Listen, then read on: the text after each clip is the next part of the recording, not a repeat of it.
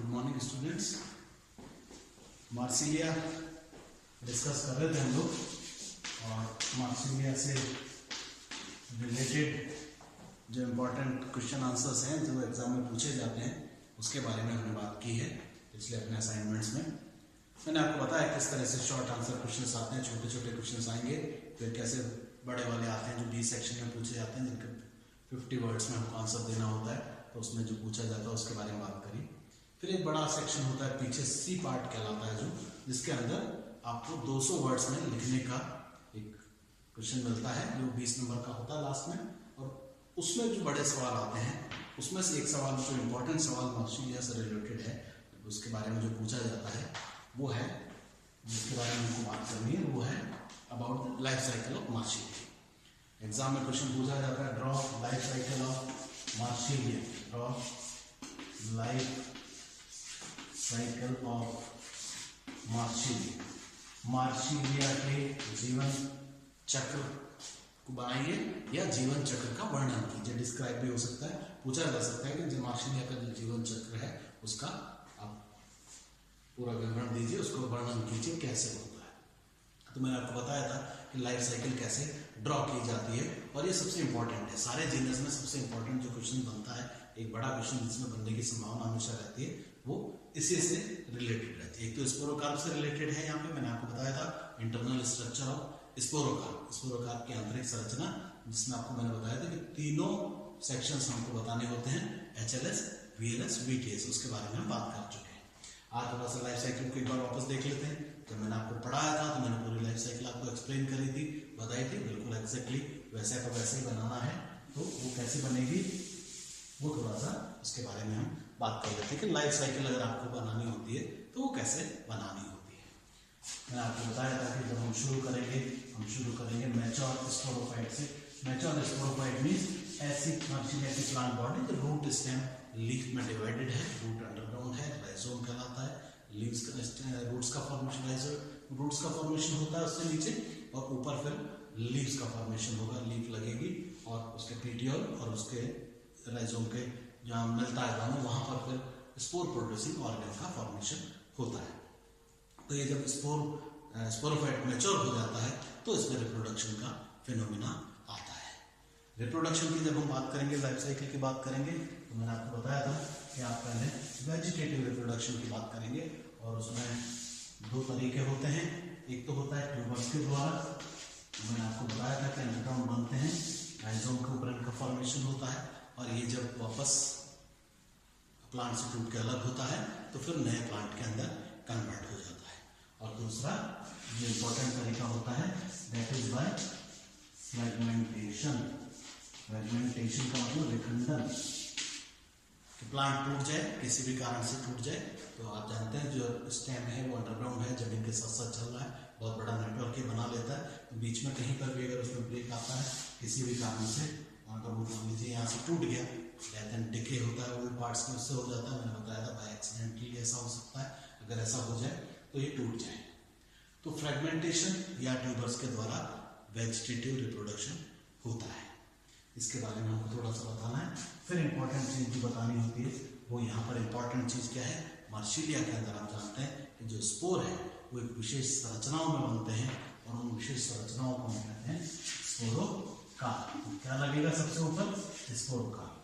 याद आ गया स्पोरोकार्प, बिल्कुल वही दो सींग वाला स्ट्रक्चर, इसमें एक बॉडी होगी, एक स्टॉक होगा, दो ऊपर ट्यूबरकल्स होंगे और ये रेफे पार्ट कहलाएगा जहाँ ये मिलता है। तो पीटियोल जहाँ से निकलता है, जहाँ से पीटियोल लगता है वहाँ पे इनका फॉर्मेशन होता है, वहाँ से ये निकलते हैं, वहाँ ये लगते हैं और इनके अंदर यहाँ पर स्पोरेंजियम बीजाणु धानियों का निर्माण होगा। तो एक ही स्पोरोकार्प के अंदर दोनों तरह के बीजाणु धानियाँ लगेंगी। क्यों? क्योंकि ये हेटेरोस्पोरस टेरेमिफाइट है। अब क्या होगा, स्पोरोकार्प के अंदर क्या लगेंगे, पहले माइक्रोस्पोरेंजियम और इधर क्या हो गया, मेगास्पोरेंजियम। लघु बीजाणु धानी और गुरु बीजाणु धानी, दोनों बीजाणु धानियां यहीं लगेंगी। मैंने आपको बताया था कि इसको देखते हैं, आपको पता है कि लघु बीजाणु धानियां साइड में लगती हैं, छोटी होती हैं साइज में, और जो गुरु बीजाणु धानी है वो टॉप पे लगती है और उसका साइज भी हमेशा बड़ा होगा। इस माइक्रोस्पोरेंजियम में क्या बनेंगे? माइक्रोस्पोर्स। यही पहले कह दीजिए माइक्रोस्पोर मदर सेल। और यहाँ पर क्या होगी? Megaspore mother cell. मीन्स वो कोशिका जो माइक्रोस्पोर को और मेगास्पोर को जन्म देती है उसे हम कहते हैं माइक्रोस्पोर मदर सेल या मेगास्पोर मदर सेल। अब इस माइक्रोस्पोर मदर सेल और मेगास्पोर मदर सेल में होगा क्या होगा? सबसे इंपॉर्टेंट घटना, कल मैंने आपको बताया था पिछली बार जब हमने बात करी थी कि वो दो इंपॉर्टेंट घटनाएं जिससे गैमेटोफाइट और स्पोरोफाइट एक दूसरे को जन्म देते हैं, तो वो होगा यहाँ पर, वो कहलाएगा, इधर भी मियोसिस होगा, इधर भी मियोसिस होगा, और उससे क्या बनेगा? माइक्रोस्पोर मदर सेल से क्या बनेंगे? माइक्रोस्पोर। और यहाँ इससे क्या बन जाएगा? मेगास्पोर। ये देखिए। और माइक्रोस्पोर, एक माइक्रोस्पोरेंजियम में गुरु बीजाणु लघु बीजाणुधानी में खूब सारे लघु बीजाणुओं का निर्माण होता है माइक्रोस्पोर्स का। इनका नंबर मैंने बताया 16 से लेकर 64 तक होता है। और मेगास्पोर में इंपॉर्टेंट चीज है कि मेगास्पोरेंजियम, एक मेगास्पोरेंजियम के अंदर एक ही फंक्शन मेगास्पोर मदर सेल बनती है और उससे 4 मेगास्पोर्स का फॉर्मेशन होता है। उन 4 में से भी तीन क्या करेंगे? डिजेनरेट कर जाएंगे। और जनरली एक फंक्शनल मेगास्पोर पर मेगास्पोरेंजियम हमको यहाँ पे दिखाई देता है, इसलिए इसका साइज क्या होगा? हमेशा बड़ा होगा। ये साइज में बड़ा होगा, माइक्रोस्पोर छोटा होगा। अब स्पोर क्या करते हैं? जब ये बन जाते हैं तो टूट जाता है और इसके टूटने से जिलेटिना सिरिंज जो होती है ये बाहर निकल आती है और उसके साथ बीजाणुधानियां बाहर आ जाएंगी। उसमें से फिर बीजाणु बाहर निकल के जमीन पे गिरेंगे और वहां जाके ये क्या करेंगे? आगे का अपना गैमेटोफाइट का फॉर्मेशन करेंगे। स्पोर का एक ही काम है। और स्पोर के फॉर्मेशन के साथ ही आप देखिए हैप्लॉइड फेज जो होता है, गैमेटोफिटिक फेज जो होता है, वो लाइफ साइकिल में एंटर कर जाता है। तो यहाँ पर अब क्या होगा कि हैप्लॉइड फेज शुरू होगा। माइक्रोस्पोर क्या बनाएगा? Male gametophyte. आप इसको लिख लीजिए मेल गैमेटोफाइट। और ये बनाएगा फीमेल गैमेटोफाइट। मेल गैमेटोफाइट का क्या काम होता है? मेल सेक्स ऑर्गन का फॉर्मेशन करना। फीमेल गैमेटोफाइट का क्या काम होता है? फीमेल सेक्स ऑर्गन का फॉर्मेशन करना। मीन्स इस पे क्या लगेंगे? एंथ्रीडियम। और जानते हैं मेल सेक्स ऑर्गन एंथ्रीडियम होता है टेट्राफाइट्स के अंदर, यहाँ पर भी हुई है। यहाँ बनेगा आर्चिगोनियम। ध्यान ये रखना है, ये जो गैमेटोफाइट है ये किस तरह का है? एंडोस्पोरिक। स्पोर वॉल के अंदर ही बनता है, छोटा सा, आप जानते हैं।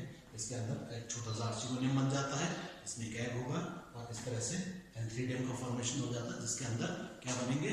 एंथ्रोजोइड्स।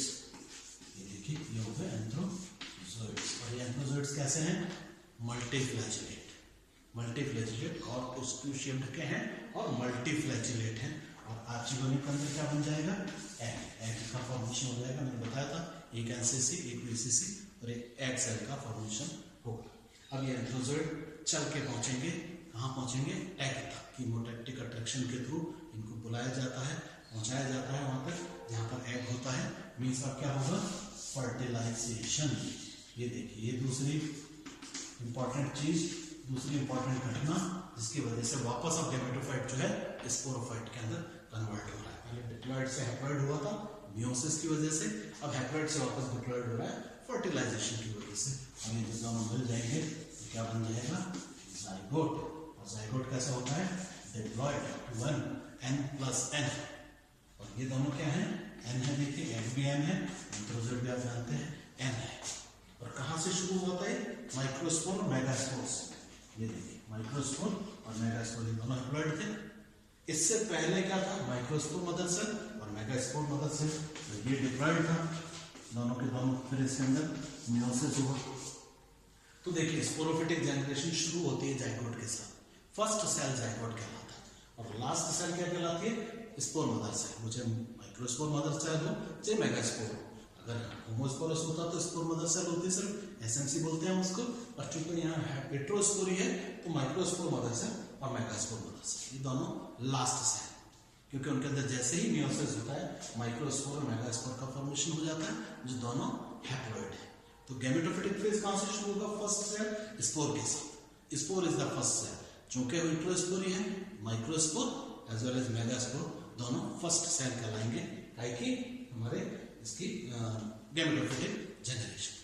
अब ये जनरेट करके आगे बढ़ के जनरेट करके इन्होंने क्या बना दिया? वापस जाइगोट। जाइगोट जैसे ही बना डिप्लॉइड फेज आ गया। तो हैप्लॉइड फेज कहाँ खत्म हो गया, गैमेटोफिटिक फेज कहाँ खत्म हो गया, सेक्स गैमेट्स के फॉर्मेशन के साथ। जैसे एग बना और एंथ्रोजोइड बना, तो egg and antherozoid they are considered as the last cell of the gametophytic phase. Gametophytic phase की अंतिम कोशिका ये दोनों हैं, क्योंकि इनके निर्माण के साथ ही हमारा, इनके दोनों के आपस के फ्यूजन के साथ ही जैसे फर्टिलाइजेशन हुआ ये वापस जाइगोट बन गया और हैप्लॉइड फेज खत्म हो जाता है। तो ये दोनों एग्जाम में हमेशा पूछा जाता है, फर्स्ट और last cell. First cell of the sporophytic generation zygote, last cell of the sporophytic generation spore mother cell, microspore mother cell या मेगास्पोर मदर सेल। मार्सिलिया में पूछा जाएगा तो दोनों, और अगर मान लीजिए इक्विसिटम होता तो एक ही होता, क्यों, क्योंकि वो होमोस्पोरस स्ट्रैटिफाइड है। First cell of the gametophytic generation microspore या मेगास्पोर, अगर मार्सिलिया है हेटेरोस्पोरस स्ट्रैटिफाइड है, होमोस्पोरस होता तो स्पोर के साथ ही शुरू होती और खत्म कहाँ होती, एग और antherozoid. Egg and antherozoid they are considered as both, they are considered as last cell of the spore gametophytic generation. तो गैमेटोफिटिक जनरेशन यहाँ पे वापस खत्म हो जाती है। जाइगोट जो होगा ये क्या करेगा, एम्ब्रियो में कन्वर्ट होता है, बताया खाली, और फिर एम्ब्रियो से वापस स्पोरोफाइट का फॉर्मेशन हो जाता है। पहले यंग स्पोरोफाइट बनेगा, फिर वापस मैच्योर स्पोरोफाइट का फॉर्मेशन हो जाएगा। तो ये जो पूरी घटनाएं हैं, देखिए इन सारे चीजों में हमने पूरा जीवन चक्र को समझा दिया, पूरी वो महत्वपूर्ण घटनाओं को हमने सारे को इनकॉर्पोरेट करते हुए ये बनाया, इसी को कहते हैं लाइफ साइकिल। अब इस लाइफ साइकिल के देखिए दो पार्ट है, एक वो पार्ट जो डिप्लॉयड फेज है, जो स्पोरोफिटिक फेज कहलाता है, जो मुख्य पादप शरीर है टेट्राफाइट्स के अंदर, और दूसरा वो पार्ट जो हैप्लॉयड है, जो गैमेटोफिटिक फेज कहलाता है। देखिए जैसे ही आपने यहाँ से लेकर लाइन खींचना शुरू किया और कहाँ तक किया, यहाँ तक, ये देखिए। अब इस लाइन के ऊपर जो भी आपको दिखाई दे रहा है वो सारा क्या है, डिप्लॉयड है, 2L है, और इसके नीचे जो भी है वो सारा कैसा है, हैप्लॉयड। मींस ऊपर सारा स्पोरोफिटिक फेज है, यहाँ लिखेंगे स्पोरोफिटिक फेज, और ये क्या कहलाएगा, गैमेटोफिटिक फेज। ये देखिए, ओके। यहां से देखिए जाइगोट से शुरू हुई, माइक्रोस्पोर और मेगास्पोर मदर सेल पे खत्म हो गई। ये देखिए स्पोर से शुरू हुई, माइक्रोस्पोर और मेगास्पोर से शुरू हुई, और कहां तक चली, एग और एंथ्रोजोइड। और ये मुख्य पादप शरीर है, प्लांट बॉडी, प्लांट की लाइफ मैक्सिमम टाइम तक ये रिप्रेजेंट करता है। ये बाद में आता है गैमेटोफाइट, और ये थोड़े समय के लिए बनता है, रिड्यूस होता है, लेकिन दोनों इंडिपेंडेंट होते हैं एक दूसरे से, कोई किसी के ऊपर आश्रित नहीं है। ये स्पोर जमीन पे गिरते हैं, वहां जाके जनरेट करके अपना प्रोथेलस बनाते हैं, मेल गैमेटोफाइट बनाते हैं, जो कि अपना सेल्फ सफिशिएंट होता है, खाना खुद बनाता है, खुद खाता है। तो both generations are independent of each other, कोई किसी के ऊपर आश्रित नहीं है, दोनों एक दूसरे से फ्री है।